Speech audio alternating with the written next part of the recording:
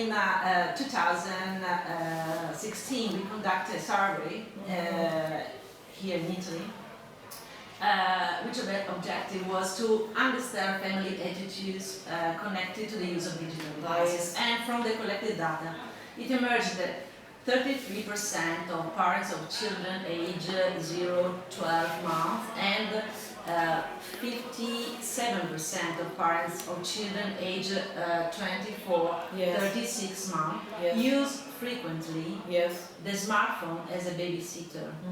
As a matter of fact, children are yearly exposed to digital devices more and more often, and this reduces the time parental and parents and children spend together in other activities. We know, reading, playing, etc.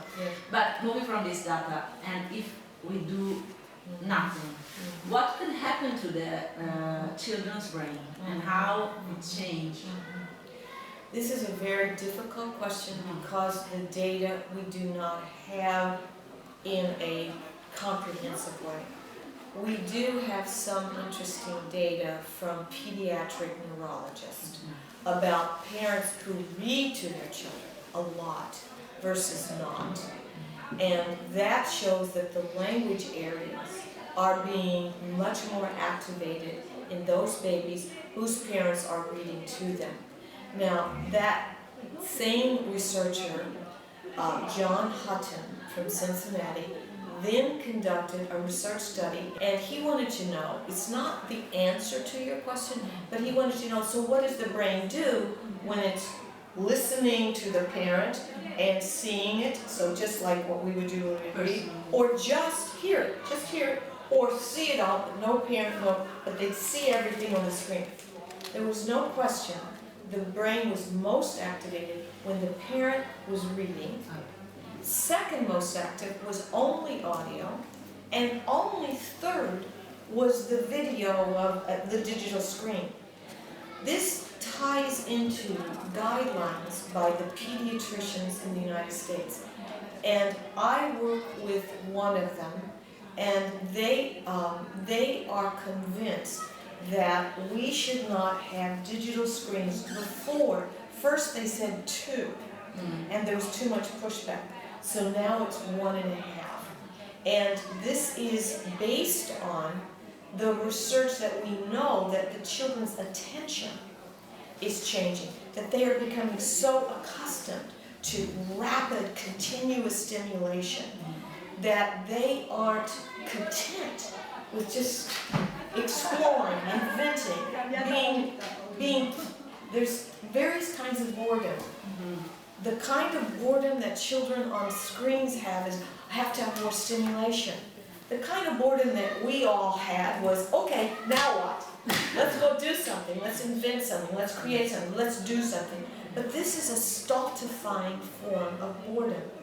And so what we're very interested in ultimately is a long longitudinal study of children who have no digital input for up to 5 or up to 10. And there are certain religious groups for whom that's true, so we could study them.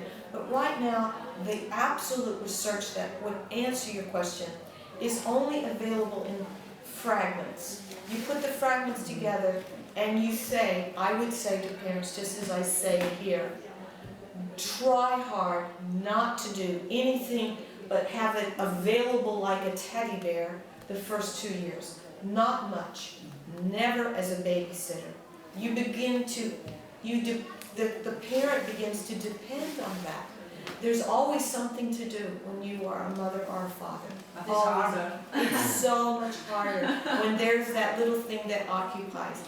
And I would urge them before 1.5, absolutely. Before 2, just, available. Again, not a reward, not a punishment.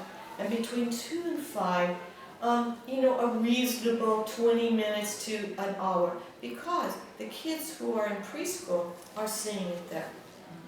So maximize the time with other things between 2 and 5, but not forbidden. Then it's lost. We don't want forbidden fruit. I said in this book somewhere, we are all the descendants of Adam and Eve, and that darn apple. Unfortunately. So, Thank you very much. absolutely. Thank you.